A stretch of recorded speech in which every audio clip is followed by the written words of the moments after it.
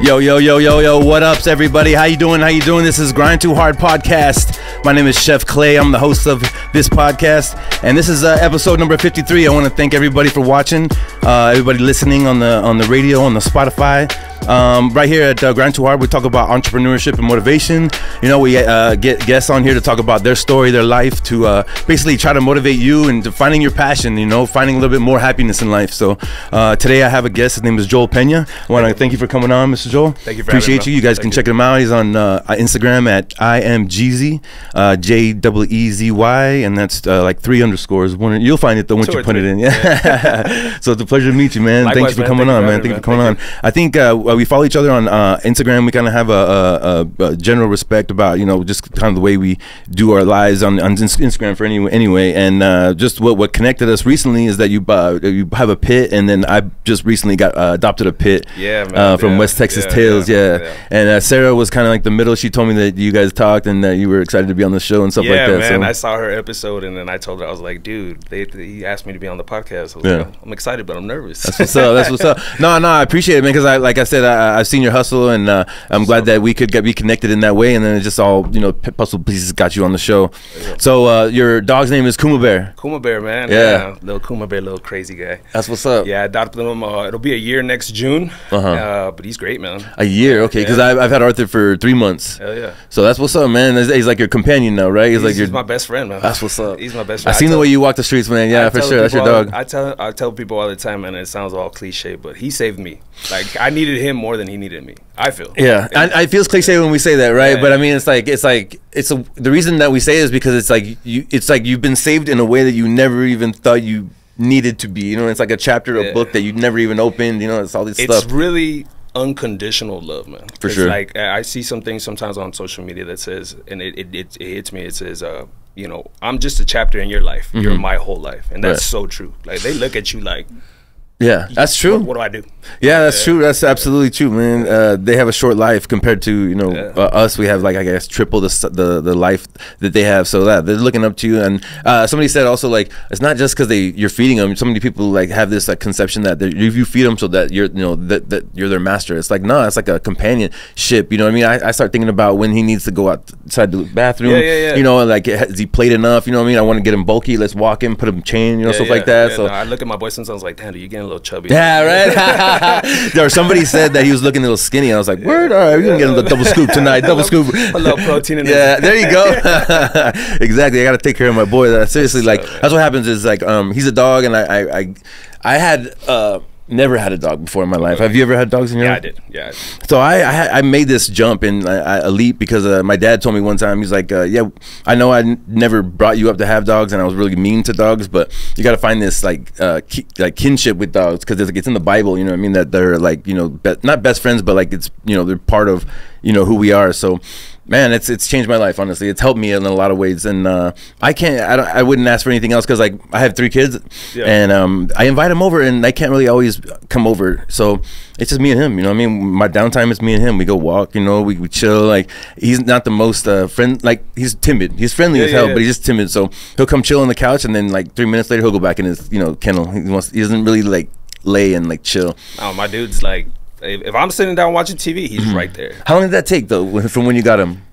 You know what? I don't want to say it was like instant, like, oh yeah, whatever, right? Yeah. But no, it didn't take very long, man. He's very loyal, he has trust issues, but I don't know what it was. I don't know if it was just because it was just him and I, and he just feels like, okay, it's just me and him, and it's easier for him. But like, now, I mean, I'll take him to bars. I've driven to San Diego with him, and he's just chilled in the back of my truck. And like, I was that dude though. Like, dope, dude. Dude, I was that dude. I was like, why do you take your dog everywhere, bro? Like, I was that dude, bro. I was seriously that dude, bro. And like, now I'm like, sorry, Arthur, I can't take you, man. I can't take you. You know what I mean? Like, I want to take him everywhere. I mean, like, because he's a good dog for one. Like, I know he's gonna be friendly, but also like I want to bring him. You know what I mean? Like, I'll check hotels and be like, hey, you guys are dog friendly? That's what's up. Yeah, man. I'll take him everywhere I can, man. Yeah. Are you from El Paso? I was born here. I lived in Juarez till I was about 5 or 6, and then we moved over here to El Paso. Me, my mom, my dad, my sister. I have a brother now too, but he wasn't around at that time. But born here, raised in Juarez for a little bit, and then we moved to Sullivan Park, and then out here to El Paso, down there in by Escalante Park. Oh, okay. Grew up in that area. All right. South El Paso. Did you go to school here? Yeah, I went to Jefferson High School, man. Jefferson represent. That's the first represent from Jefferson for sure. You don't know a lot of people from Jeff. Nah, actually, nah. There's been a lot of Del Valle, and then yes, for sure, Medicas and stuff like that. Nice. I'm from Outwood, just saying. You know what I mean? I don't know. Like during the 2000s, we pretty much wrecked some football, dog. I don't know. Hey, man, we were just happy to be here. There you go, right? So, like the education, did you go any further? Did college or anything like that? To an extent, man. I did the whole EPCC for 2 years, man. I was always not very. I never liked school. Oh, okay. You know what I mean? I did school because I had to. I was good at school. I was smart. You know, I was always a little AB honor roll, stuff like that. But I never liked school. So when athletics in high school too? I played basketball. Okay. I played basketball. I was. Yeah, no, I always tried out. Never made the team, but I would street ball all day long. You know, what I mean? No, for sure. we were like that. Me and my buddies from back in the day, like we'd go play at the Delta Center at noon, and then we'd go to Missouri Park. Damn, nice. At the gym, they had open gym from 4 to 6, and then you go outside to the courts from 6 to 10 till the lights turn off. Damn, that's serious. That's serious work right there, man. I was in South Florida, and I was in like Arizona, where I played street ball, you know, in different parks, whatever. But here, and the what's it called, the YMCA's, man, they get real dirty, man. It gets dirty in there, dude. El Paso has some pretty good ballers, man. Yeah, I'll say, man. Yeah, seriously, I was like, you know what? I'm gonna take care of my knees and ankles. I'm gonna not go to the YMCA. No, you know what gets really wild, bro? Softball. Bro, I did softball. Word? Oh, they take that shit serious, man. Okay, I'll have to get into that, man, because like that, I don't mean, if you get hurt, it's on you, right? Basically. Well, yeah, pretty much you play at your own risk. Yeah, exactly. There's no. Yeah, but I mean, in basketball, it gets rough, dog. You know what I mean? I was getting rebounds, and I was like, why am I on the floor sideways? What's going on? Those softball games get intense. Yeah. Yeah. Man. Okay. All right. With my son, he just won the championship in t-ball. So I mean, no, but just a gloat from my son. He's doing real good in t-ball. So we'll see how far that goes. He's got a little invitation to go to Midland. Oh, nice. So yeah, he's like 5 years old though. I mean, 6, just turned 6. So that's cool, man. Any other sports that you like? I mean, I always tried out for football. Football, basketball. I mean, I played basketball pretty much. My dad played basketball, so I always want to do what my dad did. I used to follow him around, and he'd just go play with his buddies, and he'd take me every now and then. But basketball, football, I'm a huge Chargers fan, bro. Chargers? Damn. Where'd that come from? Kelly influence? No. LaDainian Tomlinson, bro. I never really had a football team, right? He was a badass dude. He actually had the record for the most yards in a football game. And ironically, he did that against UTEP. Oh, damn. Yeah, 400. Was that here? Yeah, no, I was up in Fort Worth. He played for TCU at the time. 405 yards, man. And when I saw that, I was like, damn, this dude's a beast. And he got drafted by the Chargers, and I just became a Chargers fan. Damn. So right out of high school, I mean, you were all about El Paso. Would you go anywhere, try to live anywhere else? No. I stayed here, man. I was always, like I said, I did the whole EPCC thing. And when it came to the point where I didn't need, like, there was nobody calling the house that I missed school. Yeah. I just wasn't interested, man. Yeah? Yeah, I was starting working. I think at that time I was working at a car wash, bro. And I just was never really a fan of school. Yeah. I mean, I did it because I had to. I pleased my parents, stuff like that. But me and school never really got along. What was your outlook then? If you were like, fuck it, I'm going to go to school, like, where were you like, oh, shit, I'm just going to do this? I didn't really know. Nah? I didn't really know. And it took me a while, man, to find my footing. You were like, what, 18, 19, 20? Yeah. I think at that time I was working at a car wash. I turned 21 when I was working at that car wash. And then eventually, I don't know where else I bounced around to after that. And then for about a span of 3 years, my sister was a pharmacy tech at Walgreens, and she got me a job there as like a security guard. Okay. And I was doing that for a little bit, and then I got put onto the fact that like their assistant managers make like $45,000 a year, and I was like, hell yeah, I'm gonna do that. So I was hustling at Walgreens for a while. Let me ask you though, like during this time, like what was your like outlook? What were you like either saving for? Or what were you like? What would you want to do? You know what, man? Yeah. Like what was your outlook? Nothing really, bro. No? I was young. And just wanted to get a nicer car, maybe some nicer clothes. Yeah, like not necessarily that. It's just getting by, dude. Being with my boys. For sure. I used to be not a bad kid. But trust. But we have friends, right? So then they want to go out, chill, go out and meet people. And that's pretty much what it was. Just working because that's what you do. You grow up and you work, right? For sure, absolutely. And I was trying to do that, and then eventually after that, I went to work for my dad because he's an electrical contractor. Shout out to my dad. Well, yeah. So you were 22 though.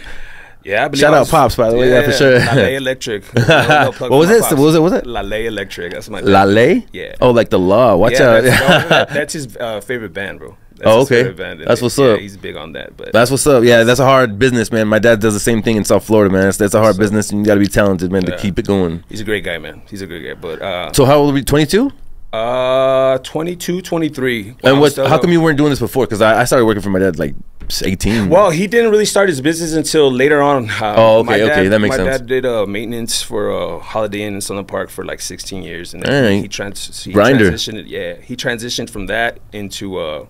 He had a job at Fort Bliss doing something similar, and then that's when he was always an electrician by trade, and then he started doing he started trying to grow his business. So I mean, he would work 7 to 4 every day, and whatever work would come out for his business, he would go do that after work and on weekends. And eventually, it just grew to. That's part of the hustle. That's that entrepreneur mindset, man. You get just like, nah, give me the work. I'm gonna stack my chips. Give me the work. So right now, when you ask me like, what was I working towards? Yeah, I didn't really know. Yeah, I mean, I'm asking just because like your mindset. If you could go back in that time, because obviously, like I was the same way, man. I was going to school wasting money. You know what I mean? Because I was getting C's, barely passing. You know what I mean? If I could go back, I'd be like, you're in college, motherfucker. Get that A. Try to, you know what I mean? Like, use that money. I mean, you're gonna be in debt in fucking 20 years. So just fucking keep going, you know. No, and then, well, yeah, he did that, and then I started working for him, and that was just kind of like, I mean, I will be honest, like I really had no direction. Yeah, I really had no direction at that point in time, and I was just trying to find my footing, and I went from that to working with him, and then I got exposed to the wonderful world of bartending. Oh shit! Yeah, that's a wonderful world. Let me tell you, man. Yeah, that'll change your life. So, were you doing both? Were you working with your dad and bartending late night? No, I started dating a bartender at the time, and then I started seeing like, oh shit, they make a lot of money, and I started doing that, man. When I was with her, and I stopped working for my dad, and I never really panned out to what he expected from me and vice versa, because I wasn't fully in it. You know, it was not my thing. So, same shit, dog. Yeah, I understand, man. And mad love, right? You still got mad love. Yeah, absolutely, you know, absolutely. I tried, man. Yeah. But you get to also that point where like you call in, and then you have my mom come like, why'd you call in on your dad? Yeah, yeah. We were immature, man, at that point. I mean, right now, if we were to work for our dad, it would be a different story. You know what? It's crazy that you say that, because I tell him sometimes like, hey, dad, you know, I have a different mentality now. Like, let's try to do this. But he's already set. Like, he's good. Like, he works when he wants to. He has his set of clients that have you know stayed with him, and he's good. Like he's like, nah, man, I'm tired. You fucked up, son. Yeah, that's a good trade too. Being an electrician is a great trade too. Absolutely. So the bartending life, man. Let's talk about that. So were you with your partner at the same time you were bartending? Same bar? No. Oh, okay. Did she teach you how to like bartend? Pretty much. Yeah. Yeah. And then, how to make drinks and how to like talk to guests and stuff like that. In the bar scene, I guess you kind of pick up on practice, right? Yeah, like, mostly from watching, for sure. Yeah, from watching. Fucking up. Yeah.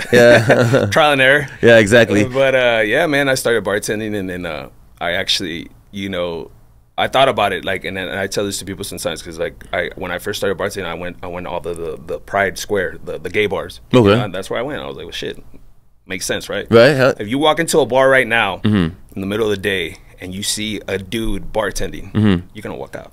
You're like, damn, I came the wrong day. I came the wrong day. Yeah. You walk into in the middle of the day, you're trying to have a drink. I'm not gonna agree with you, but go ahead. It is what it is. You know, you're gonna walk in. You're right. You see a girl like, I'll stay for one. You know? Yeah, that's the typical MO. I mean, if you're a bar owner, obviously you want to have women, because most bar drinkers are men, and so that basically, you know. So I started working there, man. But you know, at that point, it was also not necessarily any kind of direction. It was great money. Sure, hell yeah. Life, everything. It was, but. So the life, basically, like you're clocking in at like 9 or 8. Yeah. And then you're working till like 4. Yeah, 2, 3 in the morning. I mean, the bar shut down at 2. Yeah, so well, 3, sometimes longer. Clean it up, you know what I mean? And then whatever happens after. Doors are locked. Who's in here? Oh shit! Oh fuck! How'd you get in here? I thought I locked the door. Yeah, bro. So I mean, bartending definitely. It opened up a lot of doors as far as meeting different people. I mean, I know people from different walks of life. Yeah, but the devil also fucking comes and knocks on that door, dog. Man. Nah, man. But it's like, it's the devil, because like it's more of like you're the center of attention, dude. Everybody's coming to you for drinks. You're giving them a happy little time. So you're the man. Everybody wants to be your friend, man. Yeah, for sure. You're cool with everybody. You're and like for me, I couldn't stay sober while I bartended. How do you? I had to be part of the party. How do you? Because even when you say, I'm not going to drink, your best patrons are like, hey, let me buy you a shot. You can't be a buzzkill. No, you cannot be a buzzkill, dude. Yeah, you cannot be a buzzkill. And then you got to make the shot you make for them, because you make a special shot for your special people. You know, you gotta stay consistent with what they drink and stuff like that, and they keep on coming back. And I got good at it, bro. I was always very personable with people and stuff like that. But I did get a little too. I didn't distinguish too well with the line of work. And like it's hard to, man, because like it's like one drink or 2, 3, a shot, did that, and then you're not eating. You're just bouncing around on your feet back and forth, you know what I mean? Like, and just because you're not sweating, you don't realize how hard you're working, you know what I mean? No, yeah. It definitely, those drinks will kick in. Yeah, no, it definitely made me kind of, I don't know how to word it, but yeah. I just got too sucked into the life, man. Yeah, and we all do. Yeah, if you're a bartender, you get sucked in, because like once you clock out, obviously it's like where the after party at, and every day. Yeah, and then it's like, oh, go my house, I guess. You know what I mean? Don't fuck it up. Nobody fuck it up, and then wake up, who's sleeping there? Like, oh damn, you fucking couldn't make it. Man. And not only that, but you're making money, dude, and it's like stacking cash, actually, cash though. Yeah, like, so it's really easy to blow $200. You're like, I'll work on Thursday, I'll make 300. You know? So it's a day-to-day life, right? Yeah, definitely, absolutely. But you still gotta pay bills though, so I mean, you gotta like really like, you know, save, spend. You see, back then though, man, it was all about, and that's what I'm saying. Like, it was all about that life. Yeah. Like my girl at the time, like I remember she would keep her ones, right? Like she would set aside her bigger bills and then keep her ones. Yeah. And on Mondays we would take about like $800 in ones and just go to the mall. Jeez. Yeah, dude. Good times, man. Hell yeah. And that's what it was. Like, you didn't think about no 401ks, no like, hey, we need to start saving for a home. Like, no, we had an apartment. It's cash, right in hand, right there. We had an apartment, had a badass pool, we had a shitload of friends, we had liquor. You paid rent in like 2 shifts, right? Yeah. You're like, oh, rent's coming up? Okay, well, we got fuck. All right, we won't drink tonight. It was both of us, so it was constant just like, hey, you want to go to Phoenix and watch a baseball game? Like, yeah, fuck it, let's go. Boom, drive off. And it's hard to be responsible, and it's hard to like be, you know, like, hey, you know what, we really need to start thinking about, are we gonna live here forever? We're gonna buy a house? Like, nah, hell no. Plus it's just you too, because like the social life of, you know what I mean, waking up at noon or 2 o'clock, you know what I mean? Like, who else is up at that time waking up, you know what I mean, having breakfast? So it's pretty much you too, right? So how long did bartending last? What was the longevity of that? Are you still bartending? No. You're like, nah, I gave that up. I had to, man. No, I did bartending for my first stint of bartending for a solid 5 years, probably so, and then that's when eventually. Well, do you remember like how much you would walk out with? Is that, if you don't mind me asking, like on a good night, like on your peak, how much were you walking out?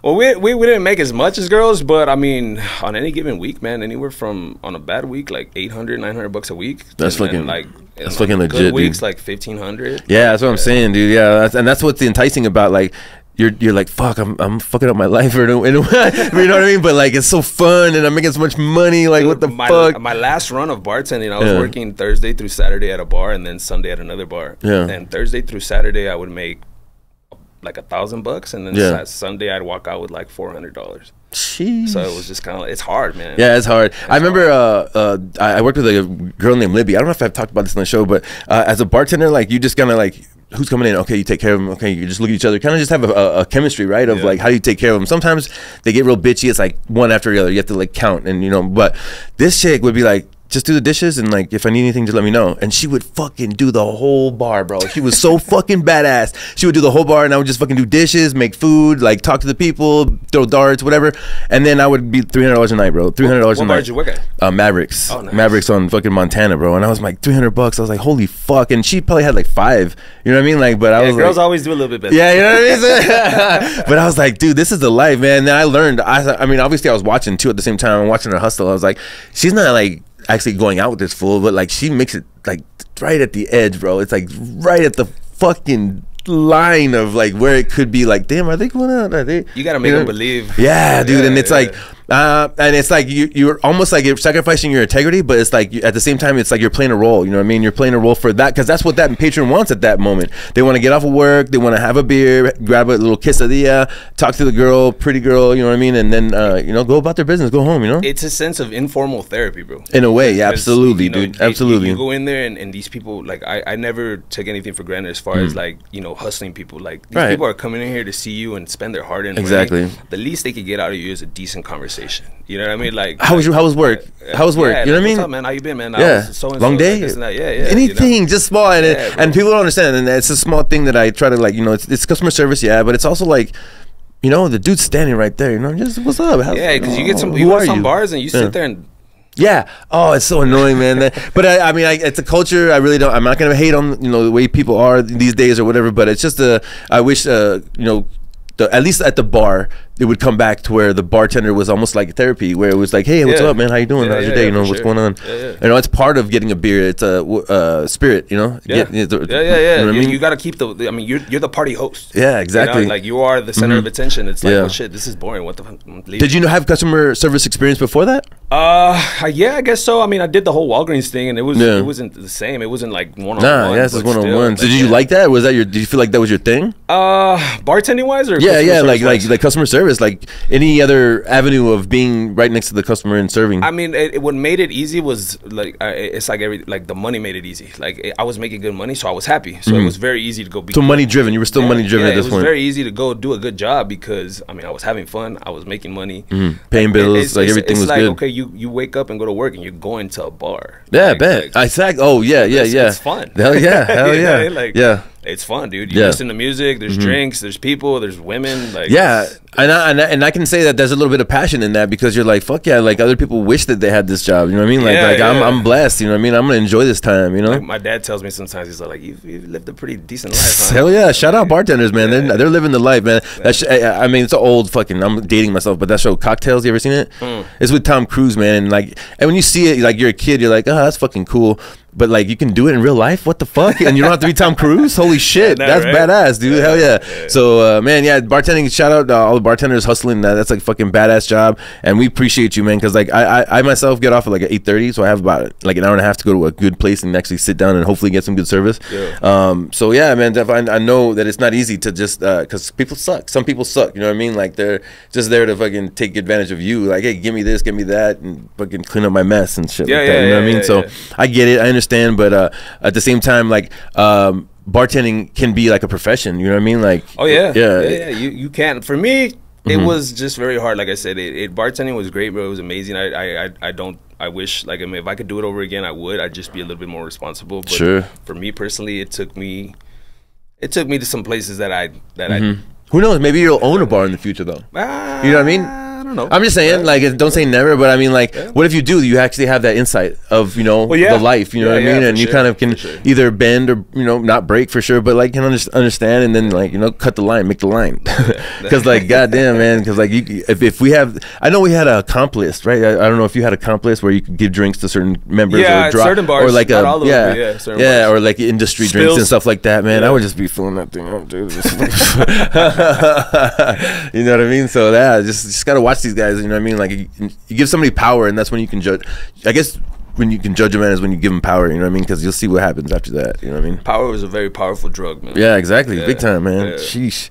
So bartending, and so 5 years of bartending. Where'd you move from there? At that, well, I started getting a little bit older, and I was just like, well, I can't do this forever. So all my boys, they always did the whole oil field thing, man. So Dessa? Yeah. Nice. So I went on was it like 2013?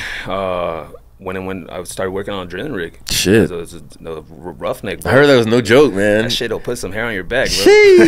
Yeah, we just had a Big Country. He was on here, and he's doing some time over there, and he's enjoying it, trying to do the best. You know what I mean? Like, I guess he says it's lonely. That's the part that it is very lonely, man. Yeah, I mean, you're like when I first broke out. I was on a drilling rig, and then mind you, I was the only Mexican dude with like 7 other guys from East Texas, bro, and they were like brothers. And it was not fun. Jeez, why? It was just you and then fighting the other guys? A lot of I'm not gonna say racism, but it was very biased. Yeah, like you get the shit in the stick at all. My pusher, which is like I guess the term for manager in the oil field. My pusher, his son was on our crew, and then his best friend was on our crew, and then the best friend's cousin, and then the driller was some other dude, and then there was me. So I was like the odd man out. So you couldn't outperform them, like, no matter what. I mean, like, I could, but like it didn't matter. It was just like little things like, hey, come on, man, like when are you gonna start working like those andale, yepa yepa, and I'm like, that's racism, dog. Yeah, that's racism right there. There was a lot of that, man. Yeah. But you know, me personally, like I've always been like, if you tell me I can't do something, I'm gonna do it. Yeah. Like I was never like, oh, like fuck y'all, whatever. Yeah, yeah, like, for sure. Oh, you want to see something? I'll show you. And I did that, man. I did that for a while, and then when I first broke out in the oil field, I always thought you go work on a drilling rig and that's all it is. And once I got out there, I mean, you could be a truck driver, you could be a welder, you could be, there's a whole flurry of But jobs. It all pays well. Yeah, yeah. Oh, yeah. Thankfully. And I was actually on site on a drilling rig, and there's a cellar underneath the rig, and it was overflowing, it wasn't draining. Right. So we had a truck driver there on site for about like 3 days, bro. And he was a vacuum truck driver, and his job was to drain the cellar every time it would start to overflow. Right. But this guy was like, he was on site for 3 days, bro, getting paid every fucking minute he was there. And my job was to go wake his ass up in between all the stuff I would do. So I was like, man, what am I doing? You know, because like, I mean, in between all the stuff I had to be doing, and it's like scrubbing and like they're working on a drilling rig is hard work, bro. Tripping pipe. I don't know if you ever heard of tripping pipe. It's basically everything comes out of the hole and everything needs to go back in just to like change the drill bit and stuff. I've seen videos of it. It doesn't really make sense to me, but I've seen the videos, man, where they're like using these like wrenches tongs, to like tongs to move it, and then like it comes down, they grab it, and they move it. There's weeks on a drilling rig, bro, where you do that literally for 7 days straight. Jesus. 12-hour shifts. And it doesn't seem like. It seems like something you need to be straight awake and focused. Oh yeah, you could get hurt like that. Yeah, man. Like that. I actually replaced a guy, bro. When I was, we were doing 6-man crews, and then they downsized to 5-man crews. So I replaced a guy on a different crew that got his face shattered. Like we would take the forklift up on the rig floor to take the trash out. So you put a pallet on the forks, and then the guy on the top would put the trash. The guy would take it down, whatever. Yeah. So the forks got jammed on one of the rails, and the dude came and saw what was going on, and the guy at the bottom was over here trying to get him unstuck and pulled out the rail and destroyed his face. Holy shit. Yeah, dude. So did he die here? No, I don't think so. I don't think so. But I mean, you can get hurt like that. Oh, man. Yeah, dude. Yeah. It seems like it. You can lose a finger. You can. It seems like it. Seems like it, man. You really do have to be on your P's and Q's, man. And then not only that, but like weather. Weather's not. You know, there's lightning. Oh, let's call it a day, guys. It's a little hell no. Nah, there's been days I've been one of the toughest days. You start handing out trench coats and stuff. Yeah, bro. Like you do what you got to do. One of the toughest days I ever spent on a drilling rig. It was 14 degrees. It was snowing. There was like the rig floor was like snow. Yeah. Or ice. Yeah, ice. It was frozen, bro. Fuck. And they just throw bags of salt. Like make sure you do what you got to do. And we were coming out of the hole, so every time you disconnect, you have to disconnect with the tongs, and then there's the derrick hand up there, and he kind of like lassos the stand. It's a 100-foot stand. Yeah.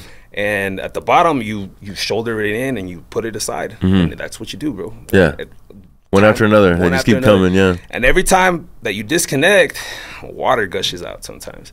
So it's 14 degrees, it's snowing. Damn. And you're soaking wet, bro. Damn, dude. Man. Holy shit. That day, I still remember that day, man. And I would have been miserable, bro. Just to let you know. It was pretty shitty, dude. Yeah. But, I mean, you know what? It's all your mentality. For sure. For me, when I walked off that rig floor that day, I was like, damn, I just did that. Yeah, for sure, definitely. I just did that. Hell yeah. Like, I wasn't like, fuck this. It's like a mode, though, I bet. Because, like, yeah, if I was there, I mean, I would do it, but I would be miserable. But, like, I'm trying to think, like there's a mode where you just get numb. You're like, no, I'm doing it. Like, you're just going the mode. Bro. Yeah, you're just going through the motions. You might be cold or whatever. You're just going to, until your body gives out, I guess, though. Like, you just put it in your head, like, this is going to last for 12 hours, and that's it. Sheesh, man.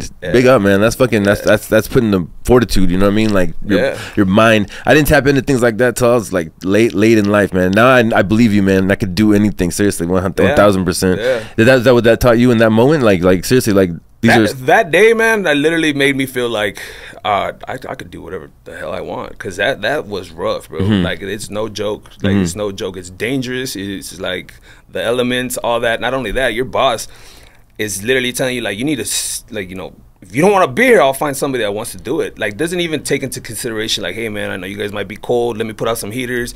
You even have there's supposed to be a bucket, like a cover. That every time you disconnect, it funnels out the water. He's like, nah, fuck that. It's taking too long with the bucket. Strap it up and just do it.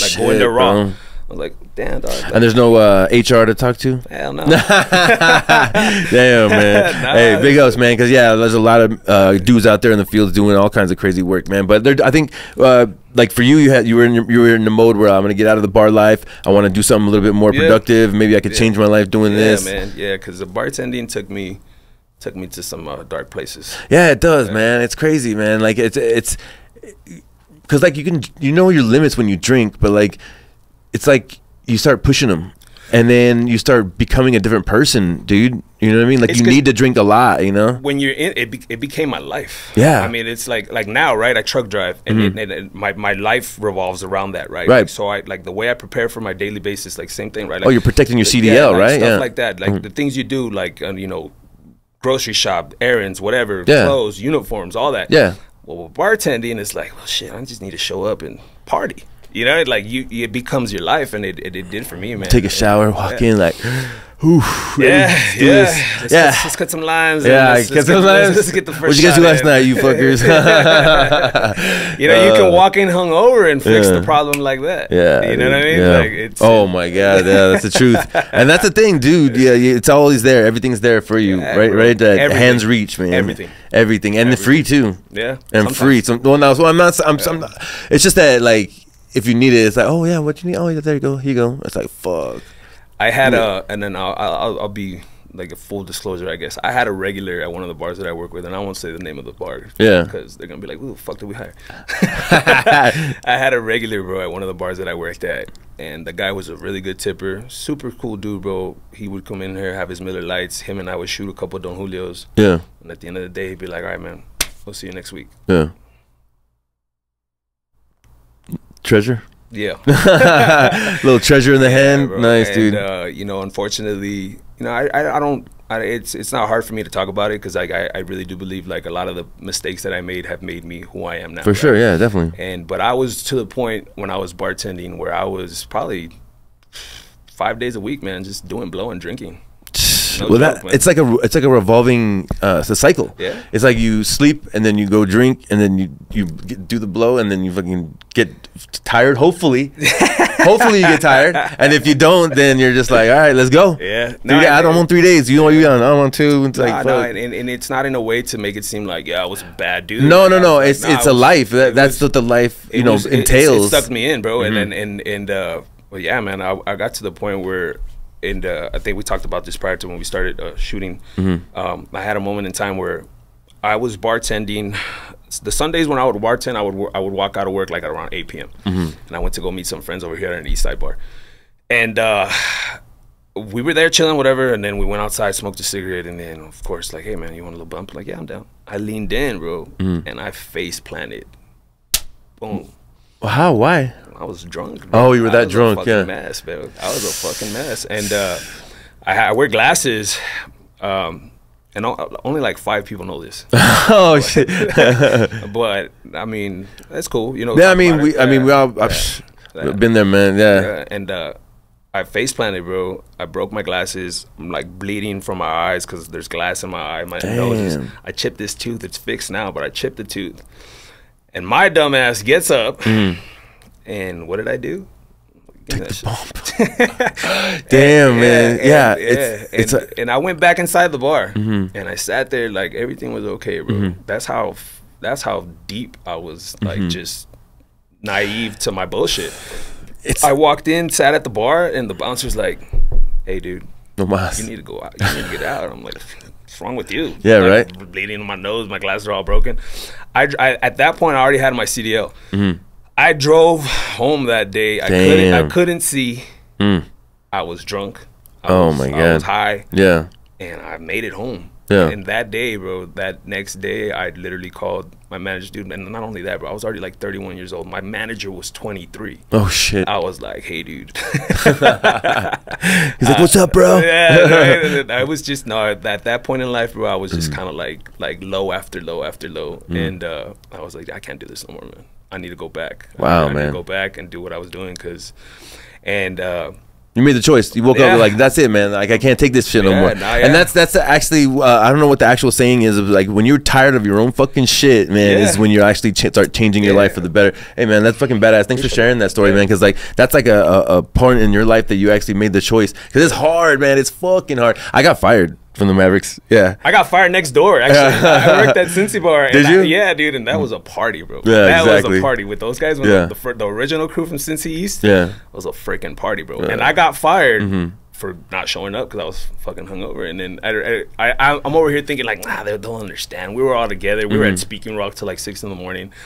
And sure enough, I don't show up. He's like, no, you still got to show up to work, dude. And I got fired. And when I got fired from there, I think that's when that's when it was. That's when I was like, well, I didn't have a lot of other choices. Because, like, not only that, I was burning bridges left and right. Like, I had already gained a reputation of, like, this guy's just a fucking drunk, whatever. And, damn, dog. like, I was, I was like, well, fuck it, I'll go to the oil field. And I went out there, and that's when I started working on a drilling rig. And then I got my CDL and whatnot. And then things kind of slowed down. And then that's when I came back to bartending here for about a year.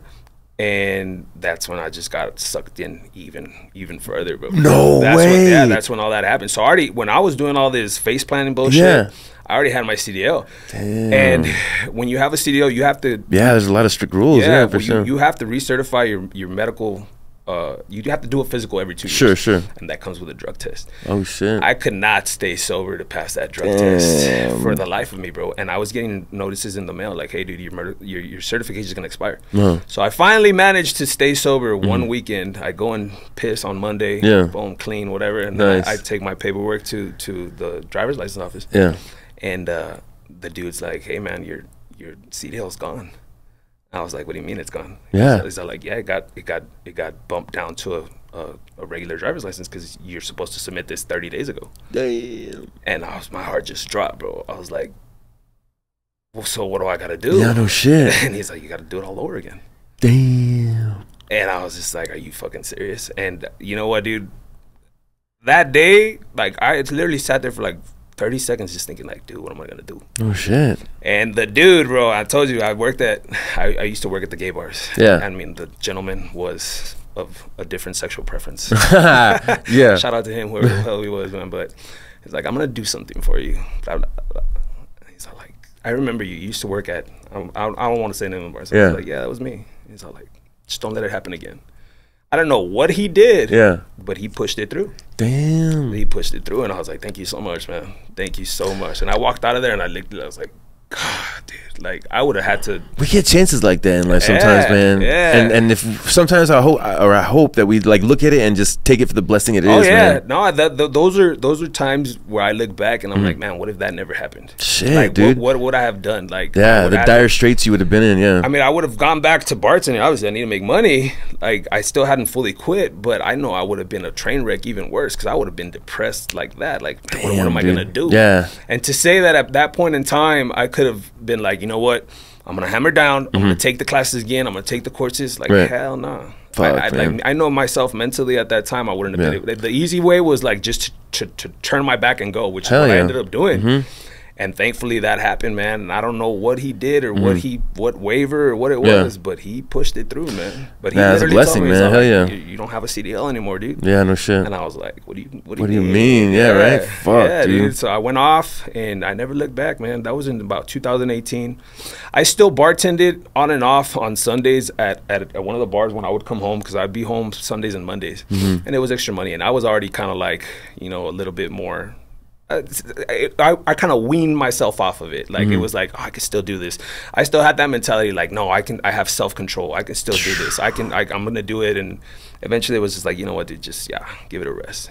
Like, it's enough focus on being an adult. Yeah. Because, I mean, that lifestyle it's a great lifestyle, man. I regret nothing from being a bartender. It was awesome, but now it's just stories. Yeah, exactly. Yeah. Like, it's stories, man. But yeah, I went. We didn't take it seriously, you know what I mean? No, yeah, for sure. I took off to Carlsbad. I called my old boss when I used to drive for also. And I was like, hey, dude, like Jimmy Ryan, man, greatest, one of the guys that put me on. Like, he hired me, no experience, bro. He's like, I think you'll be a good hand. I'll hire you. And he, to this day, I still talk. I keep a personal friendship with him. Like, I'll call him every night. What's up, Jimmy? How you doing? Whatever. He gave me a chance again, bro. I got on a truck. I drove for them for about a year. Then I became a pusher, and then I got my own yard.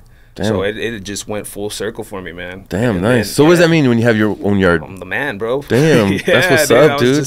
I like politicking, kissing babies, like taking people to go eat breakfast, bro. It was awesome. Shit, company dude. truck, company credit card. Damn. And how do you do that? By putting in time, or pretty much? Yeah, that's man. what's up, dude. Having a little bit of a common sense. I mean, truck driving is not very. It's very like. So so this happened to you, like, and you changed your life. You started being more responsible as a truck driver. Like you're setting your routines. Not necessarily the truck driving aspect of it. It's just, you know, I was getting older, and I was like, I gotta grow up. Right. I gotta grow up. Even to this day, bro, I'm a big old goof. Like, it's hard for me to act my age, bro. That's good, man. You gotta stay lighthearted, man. That's good, man. Yeah, it's hard for sure. for me to act my age, man. But I do have my ducks in a row, like, for sure, big time. But yeah, I started doing that. And then unfortunately COVID hit, and right before I got to Big Spring, Texas from Carlsbad, I was in Big Spring, Texas, and when I didn't know why I was there, and I showed up.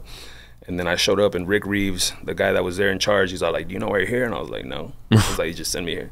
He's like, "Well, this is your yard now." And I was like, "Holy shit, are you serious?" He's like, "Yeah, dude, they want you to run Big Spring." Damn. And I was like, "Hell yeah, dude." Fuck yeah. And that came with a nice salary. Like, I was all like, I'm gonna buy a house in Midland, all this stuff. Like, my life was over there. Hell yeah. And literally, dude, 2 weeks later, COVID hits. 2 weeks? Damn. Yeah. That whole and they had to shut it down? Everything, bro. There was drilling rigs that people just got off, and just, you couldn't talk to anybody for work. Shit, they started closing wells. Everything just shut down. So maybe a month into it, they shut down that yard. So they had me bouncing around from yard to yard, just supervising nothing, because there was nothing going on. It was just like a matter of time, like, until eventually they're like, go home for a month, man. You know, get unemployment and just take a break. Damn. And I was like, all right, cool. Yeah, you're like, everything will work out. Look, it'll be quick, whatever. It'll be cool. And eventually it did, but what ended up happening is that the people that owned that company, they were in business for 30 years, and they just decided to pull out of the oil field. They had different ventures as far as, like, you know, over-the-road trucking and stuff like that. Yeah. And they was like, we're just tired of the oil field. It's too, because it does fluctuate a lot. Yeah. So they just laid off at that point? They closed the company. Damn. Yeah. I went back as a driver. I was like, hey, well, we got some work if you want to come back as a driver. And I was like, yeah, I guess. And literally a day, I came back to El Paso because I had like an opportunity to, like, do asbestos removal, and apparently that was like pretty lucrative. I don't know. And I was like, well, fuck it, I gotta go. You know, like, there's nothing going on here. Like, we could do something. Yeah. And local truck driving is not that great unless you have certain endorsements on your driver's license, stuff like that. Like, now I haul fuel, tanker, hazmat. So, but even then, like, there's only certain companies that pay good, and I'm very grateful to work for, like, one of the best paying ones right now. Nice. Thankfully. Yeah. That's what's up. And so that wasn't readily available. So I came back, and the day I came back, the next day they shut it down. They just sent everybody home. And they was just like, damn, peace out. That's fucking crazy. So I was just like, damn, go figure, bro. I finally get to. That's nuts, man. And it's just.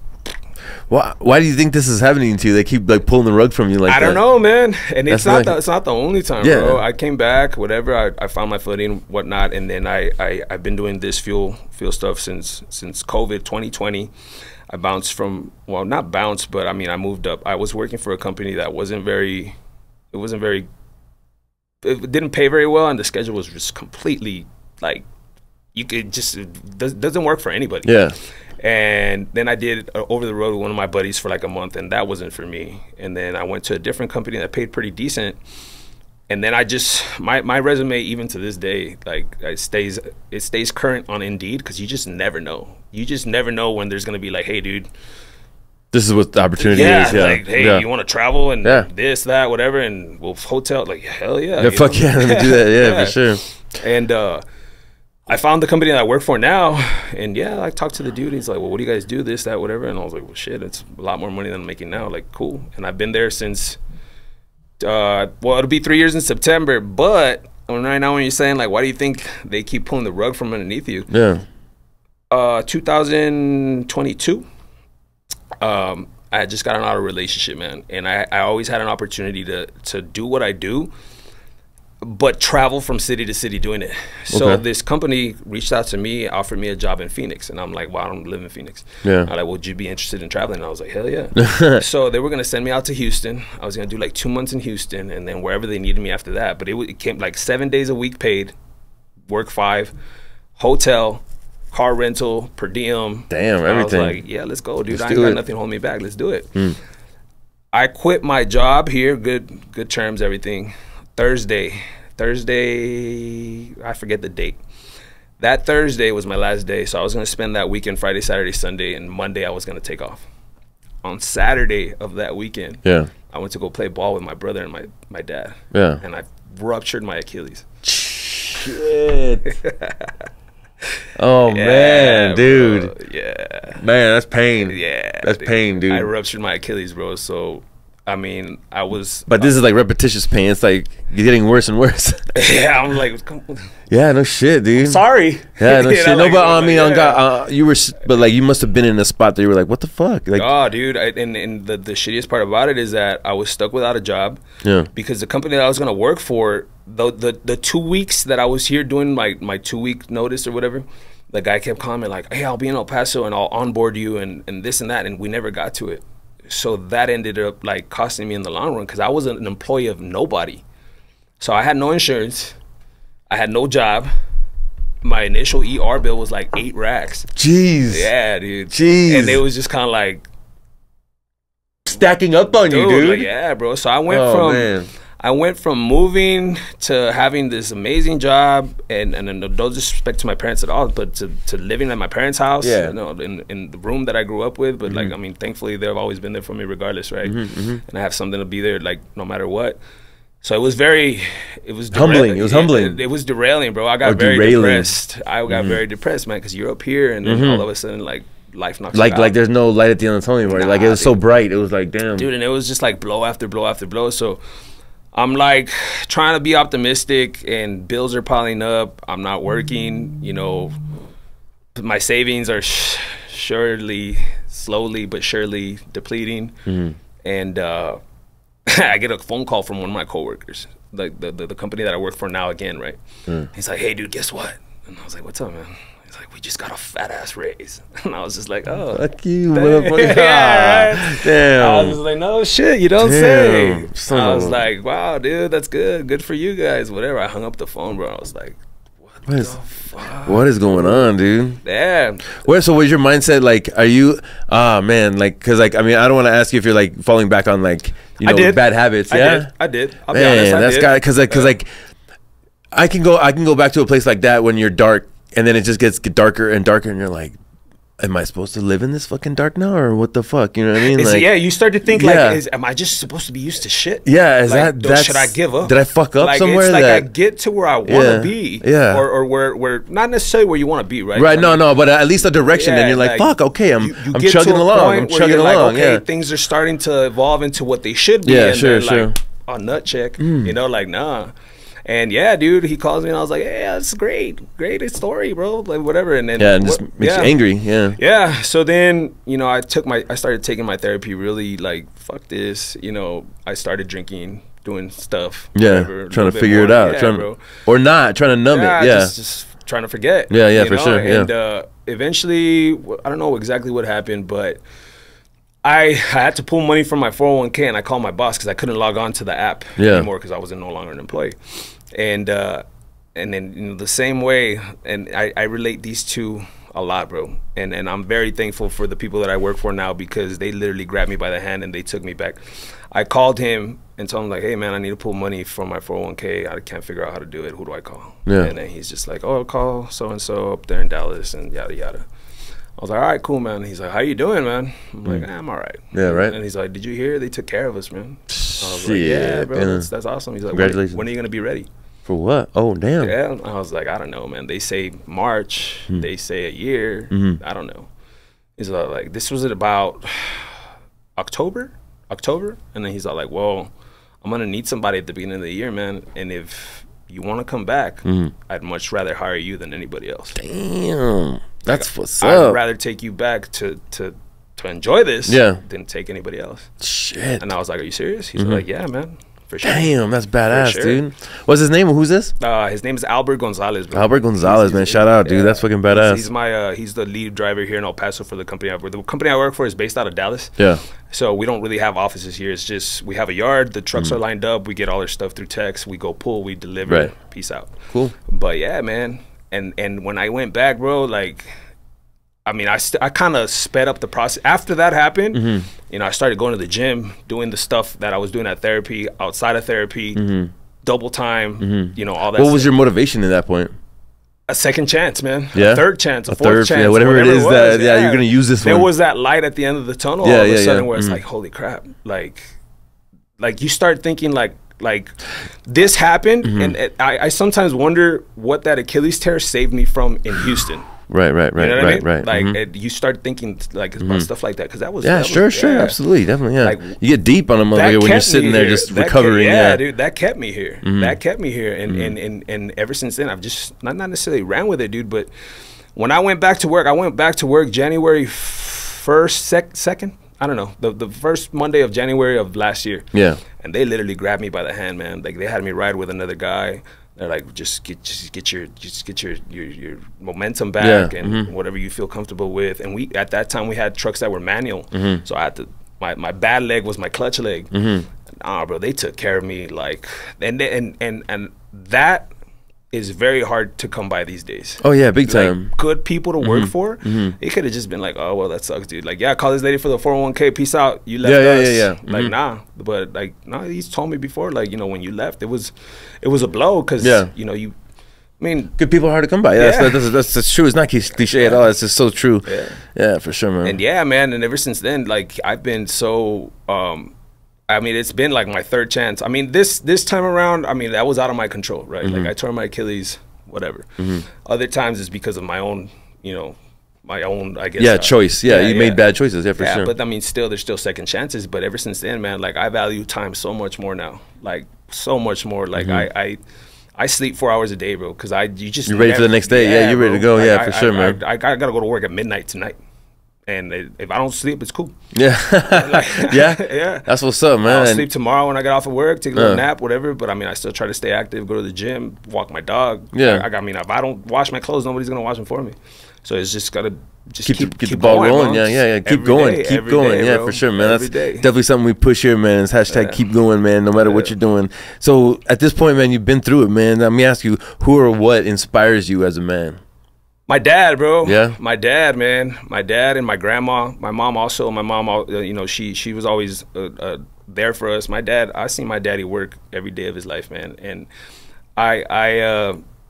he didn't have the opportunities I have. We didn't have everything, but I mean, my dad grew up without a dad in a single family house, 2 brothers and a sister. Right. My dad's been an adult since he was a kid. You know what I mean? Like, taking care of y'all, providing, doing the right. Like since he was like my grandma was like, he was the most responsible one, and that's like I said, I saw my dad grow his business throughout, like in between his 9 to 5, and that's rough, man. That's hard. The way I see it is, I don't want to be better than him, but I feel like I have to be. There you go. Like I have to be. Because when did that like epiphany come to? Like, yeah, you believe that and full-heartedly wanted to be like that? It was recent. Yeah, it was recent. It was definitely after my injury, man. That opened me up to a lot, like to. You think you're impenetrable? You think you're, you know, like nothing. A different mindset, bro. Just a lot more grateful. You know, grateful for everything. Like, that's good, I don't take anything for granted, man. Hell yeah, at all, at all. That's good, man. Yeah. You got to be grateful for these blessings that we get in life, man. For sure, man. Hell yeah, hell yeah. Some don't even understand the blessings like that are just right in front of us, dude. You know what I'm saying? Just waking up every day, man. Big time. It's a blessing, man. They said like we talk about that whole cliche thing, but for me, it's like, you know, a lot of people are always like, they praise God and they condemn him when things go wrong, but like, you know, God, like they want to base everything on that happens, like God this, God that. Like it's up to you also. Like God already gave you life today. Yeah. What are you gonna do with that? Yeah, he gave you will. He gave you your own will, so you can do whatever you want. Yeah. I get in these modes sometimes where I get pressed over stupid things, man, little things, and I look in my house and I get really grateful. My walls are white, man. I have this house in Eastwood area, and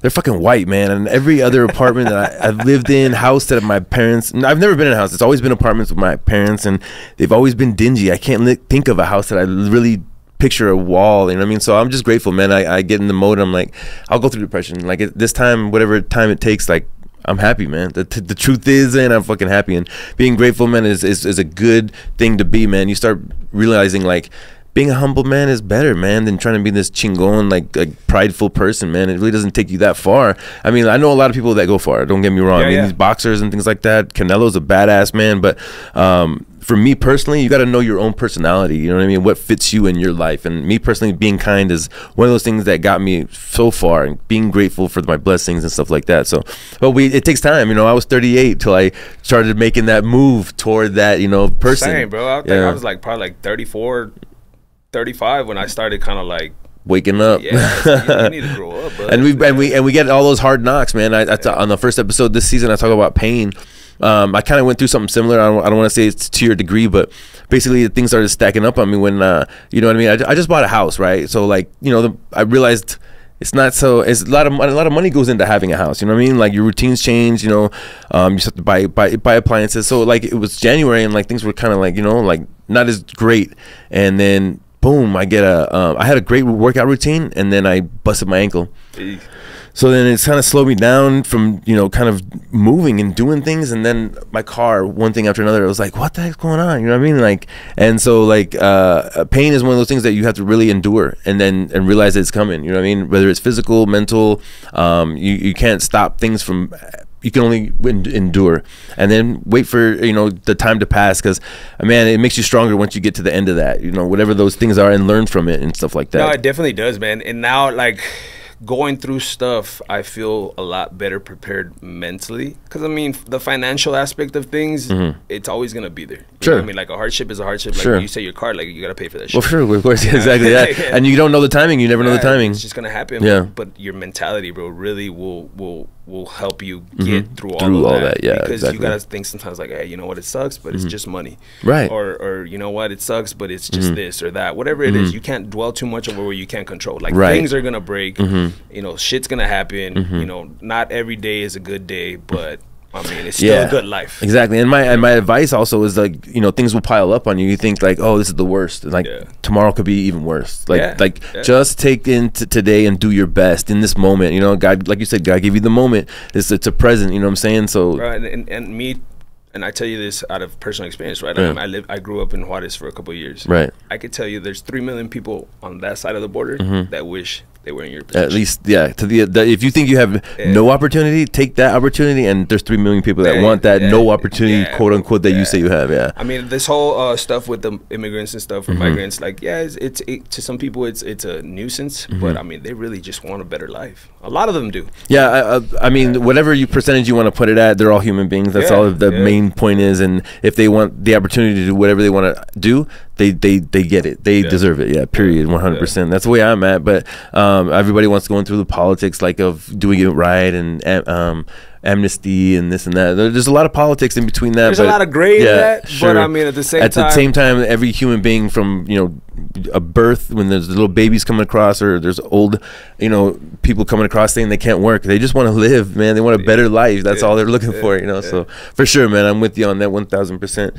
I talk about your inspiration, but like your more of your discipline, where do you get that from, or where do you say that comes from? Like day to day routines and stuff like that. I don't want to say it's like, oh, it comes from within me, but it just all boils down to what kind of life I want to live, right?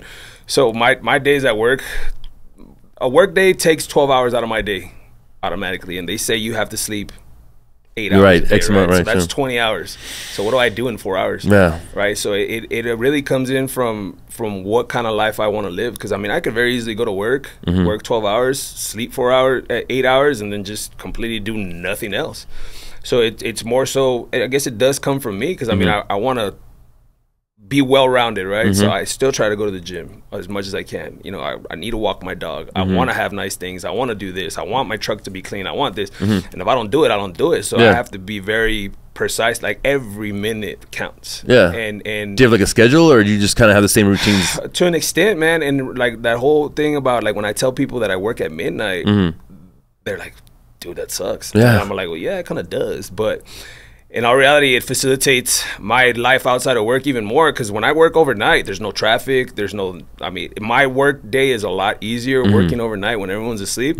I'll be out by like 11 in the morning, take a little nap, wake up around 4, go about my day, and just the circle. And that's one benefit you got from the bartending life. You're able to kind of move your schedule around. Well, yeah. I mean, it's very unorthodox the way it was there, dude. But it just like that. I kind of feel like I have to be like, I can't, not like, oh, I can't stop, but it's just, you can't take a day off, man. No, yeah, the momentum, yeah, that definitely. I talk about that, especially in the entrepreneur world. Like, you have to keep this momentum. Like, you think, oh man, I can't wait for that vacation. Like, when you're an entrepreneur, you don't really look forward to vacations. No, you know what I mean? Like, it's something that you deserve and you should take them for sure. But like, you're always like, oh man, I gotta keep the momentum of, you know, like the buyers, and then I gotta do this, and you know what I mean, and connect that dot. People always think that you're gonna do something to make more money and life's gonna get easier. And no, it doesn't. Yeah. When I started doing that whole house flipping stuff, it didn't get worse, but it's just more problems, bro. Like more issues. Was that an investment on the side, or was that? Yeah. We started doing that not that long ago, bro. And then I was telling you earlier, it hasn't really worked out to the point where not your favorite business. But I mean, did you learn something? Oh yeah, definitely, man. Yeah, I learned the process. I mean, it's definitely still something that I'm want to pursue. Yeah, for sure. Yeah. I mean, honestly, like every book, great side hustle, bro. Every book that I read, every entrepreneur I've listened to on a podcast, they're always, you know, you need that channel of revenue. Yeah. You know what I mean? And realty is always on the top of the list as far as like making money, and from the time that you can put in. You know what I mean? Like, if you get your license, I don't know what the process is to actually be able to flip houses, but the margin is really high, so you're able to like make a good living. It's not hard, it's not easy, it's not impossible. Right, sure. I'm a truck driver, I did it.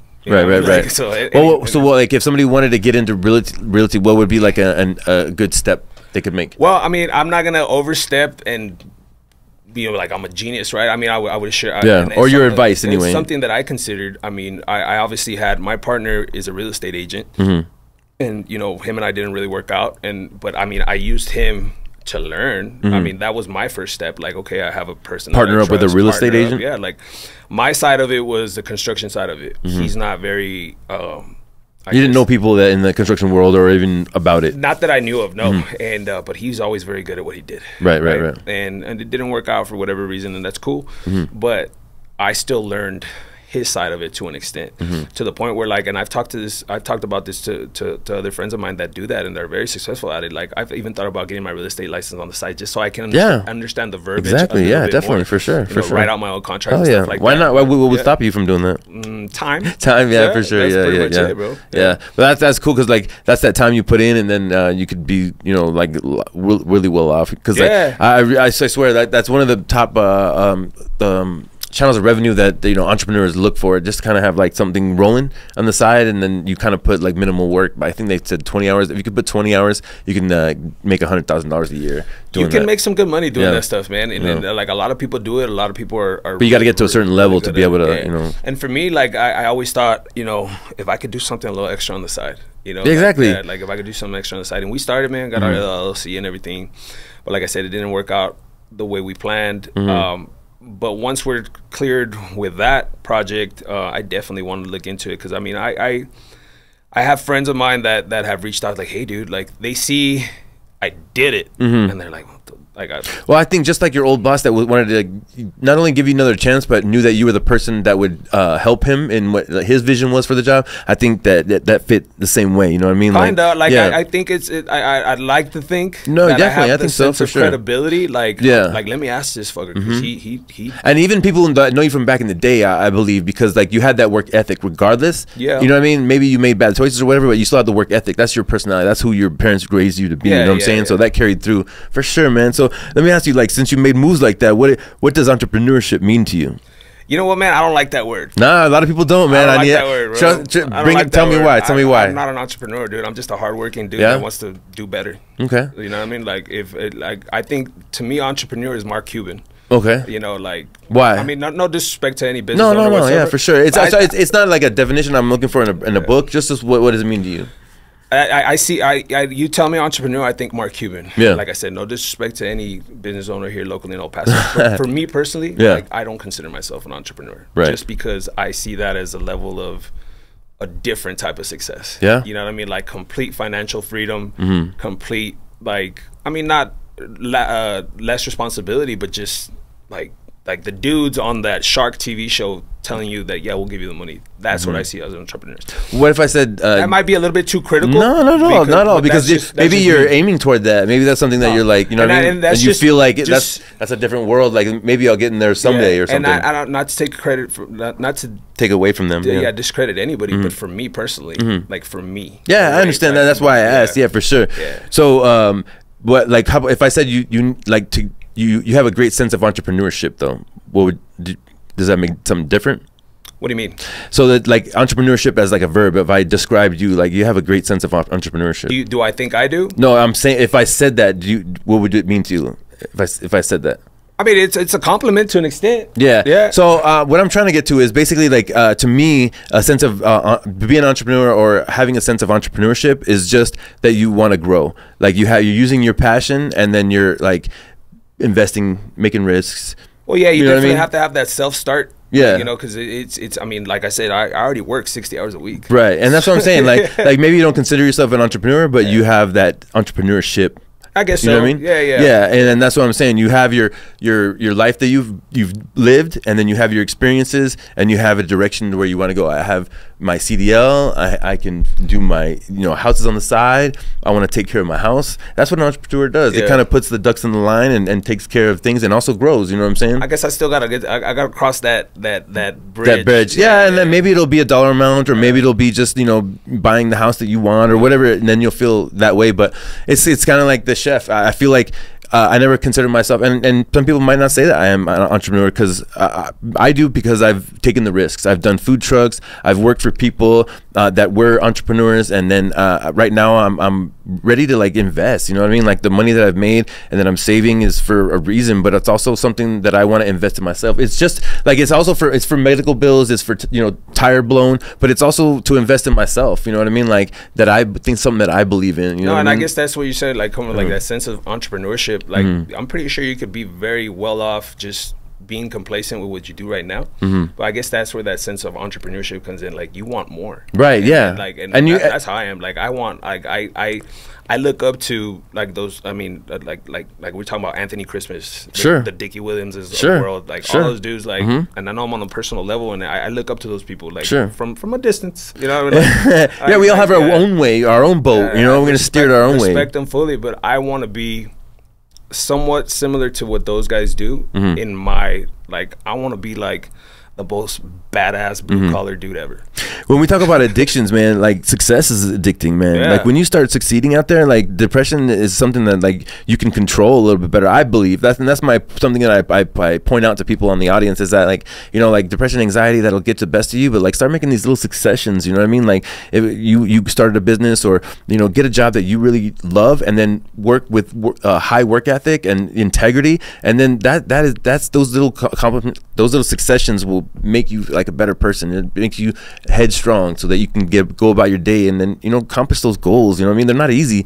Going out there and accomplishing goals is not easy. Setting the goals is not easy, and then going out there and actually breaking down the wall is not easy. So you know what the best part about it though, dude, is like legitimately for me, like and even with the whole thing that I told you kind of didn't work out, my biggest knock on that is not so much the money that was lost, is the sense of failure. I don't like that. I know, it's bitter. Like, it's a bitter taste, man. Now, like, it makes me want to do it even more. Like, like in a sense of like slight spite.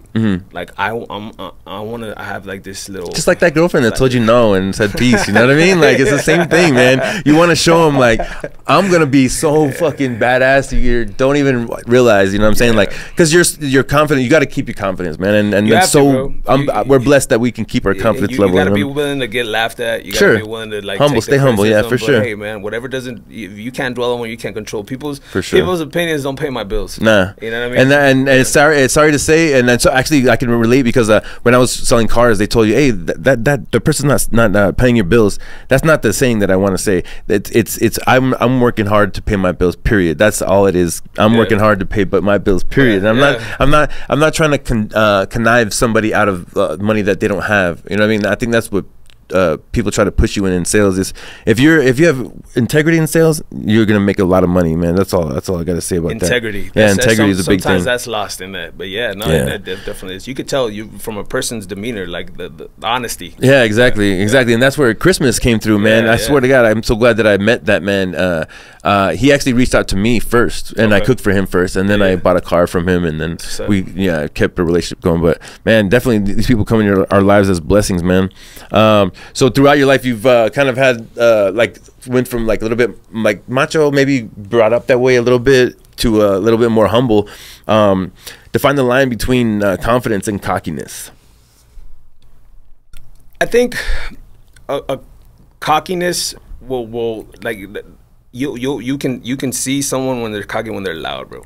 Like loud. And confidence, a person just confidence. You don't have to show confidence. It just radiates. It off just you. is, yeah, you know exactly. Like you don't have to try to make yourself be anything that you're not, or make people believe that you know what I mean. Like I don't wear a watch. I stopped worrying about it too, man. Yeah, it's just like and then cockiness is a reach, bro. Confidence it just is. You just are. It just rubs off of you. You know I like that, man. I like to ask that, man, because people have been through life differently. You know what I mean? We've all seen different things, and at one point I was like, not say cocky, but I felt like you needed to be a little brash. You know what I mean? Like, and my dad kind of brought me up that way. You know what I mean? Like, be the first one to hit. Don't let somebody hit you. You know what I mean? Yeah. Like, you know what I mean? So I kind of walked my chin out a little bit, and then you know what I mean? People would check me, and I'd be like, man, well, what's the line? You know what I mean? Like, am I humble?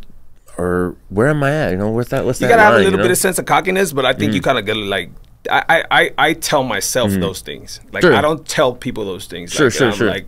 Like I tell myself, dude, you're the shit. Bet. Yeah, 1,000. But you should wake up every day, look in the mirror, and say that you're shit. 1,000%. I don't tell people or act that way. You know absolutely, and that's confidence, right? Like you said, you just are. You don't need to tell people that. You don't need to wear a sign, nothing like that. That's what I'm talking about, man. So one of the main questions we ask at Grind2Hard is how you pay it forward. And this, like I said, it doesn't have to be material. It's just in your life. You know what I mean? What the blessings that you've gotten. What's your way of paying it forward? I always try to make myself accessible to anyone that might need anything, man. Yeah. Like, and whether it's just being a friend, man. A tire, an ear. Like I actually, I had a buddy that works out in the oil field. You know, recently went through a breakup, and I see it. And I reached out to him, and I was like, "Hey, dude, I've been there. You know, I've been there. You're in the middle of nowhere. You just know, right? Yeah, like you're in the middle of nowhere and you're calling and it goes straight to voicemail, bro. That shit sucks. So, I mean, I try to keep an eye out on people as much as possible. Like, I'm not overly nosy and stuff, but like I try to make myself available to anyone that, like, you know, whatever advice I can give. I mean, that's big, man. I'm not very, like, I'm not like a special person, but I mean, I try to be as honest as possible. Like, I try to be just good in general, and like I said, always lend myself to as many people as I can. That's big, man, because like honestly, we need friends in life, man. Like not just friends like that are like your acquaintances or your friends, but people like you can reach out with. It's like, damn, man, I need a ride. I need to get to this place. I don't have enough for a Uber, or I just don't want to call the Uber, or you know what I mean, whatever just the case may be. But like you know what I mean, like you have these friends that you. My buddy Mike Mayorga, I don't know if you know him, but I could call him, and if he. No matter what, he'd figure it out. He'd be like, yeah, take my car, or you know what I mean? He just would figure it out to help me. And I think in life we need those people, man. So like whoever where your circle is, man, is blessed. Seriously. The smallest acts of kindness too, man. And I think about this, like I have a very not different mindset, right? But I think about like the most random shit. And sometimes I think like, man, it'd be really cool. Like you're sitting at work, like how cool would it be if they brought you pizza or whatever? Like the smallest act of kindness, bro. Like to even a random stranger, like a blanket, bro. Like you're cleaning out your closet and you have extra shirts and you like. I used to live downtown. I see a lot of people like, hey man, here. You know, like the random acts of kindness. You never know when that small little thing you did for somebody might literally make that person's day or week or whatever. Absolutely, man. Like it reminds me of a story. The last week, it was like a Thursday, like a midweek, and I remember I had nothing in my fridge, and I was like, man, I've been eating out every day, like, and the house I cooked in like was extra, and they're like, take some. I'm like, all right, so I got a little portion, and I made it, and it was a beef bourguignon, man. It was fucking good, dude. It was with rice and everything, man. I couldn't wait to eat that shit. But I was getting gas, and I seen some dude. He was sitting there, and I was like, fuck, dude, fuck. I grabbed it, and I was like, hey, man, are you hungry? He goes, yeah, fuck yeah, man. I was like, this is beef bourguignon, man. This is fucking some badass shit I made tonight. And he's like, cool, man. So I went in and I paid, and I fucking came back out, and he goes, bro, this is fucking good, man. I was like, cool, man. I hope you enjoy it, man. I mean, I'll get Whataburger. Yeah, I'll get Whataburger, of course, dude. You know what I mean? That's cool though, bro. Like, I mean, I'm sure you've had that a bunch of times, and that dude, you made that dude's day, and that's awesome, bro. Yeah, and I didn't. And it's just like organic, dude. I'm not like that. I mean, I give like money and do stuff, but like in that moment, I was like, dude, he's gonna fucking love this shit. Like, I don't know where he is, but he's sitting down next to a gas station, bro. You know what I mean? Like, no one just sits down at a gas station unless you're down and out. So I was like, fuck, dude, you hungry? Yeah, man. Yeah. Fuck yeah, here you go, dog. Here you go. Yeah, man. But those little things, honestly, like make a big difference. I'm sure he probably told his buddy, because like he was talking to his buddy as he said bye, and I was like, peace out, man. Have a good night. And then he's like, hey, man, check this out. You know what I mean? To me, that's cool, man. You know, like make a little brightness out of his day, or who knows why the fuck he's there. You never know when's the last time he had a meal, bro. Yeah, exactly. You know? Exactly, man. The smallest act of kindness will go a lot further than you think. Yeah, for sure, man. So yeah, take your time, guys. You know, the smallest acts of kindness will make it leaps in somebody's life. So you never even know. You know what I mean? Like, we think we're down and out, but the next guy next to us could be way more down and out and ready to just, you know, meet their maker. You know what I mean? So like, just make those little differences in people's life if you can. Be a good friend and be ready to help in any instance whatsoever, because those kind of things go far. You know, if you just know in your mind that you have a friend that's there for you, man, depression can be something that you just beat the shit down. You know what I mean? Like, just little acts of kindness, you know what I'm telling? And the little successions in your own life that you can strive for. God gave you your will. You know what I mean? You can do whatever you want. You can go get fucked up right now, or you could make a difference and make today day one to start whatever you want to start, man. Figure out your passion. Mr. Pena right here figured out that he's, you know, tired of that, you know, life of you just burning it away. You know what I'm saying? He wants to do something bigger in life. So figure out what it is and what avenue you're gonna make it in. This is Grind2Hard. I appreciate y'all watching. I appreciate you for coming in, Joel. Thank you for having me, and telling your story to the audience. This has been a great episode. Thank you for watching, y'all. Stay positive, stay motivated, and keep going, y'all. Peace out. Stay up, y'all. Good shit, bro. Appreciate it, man. Fuck Thank yeah, you, man. Hell yeah. I had fun, bro.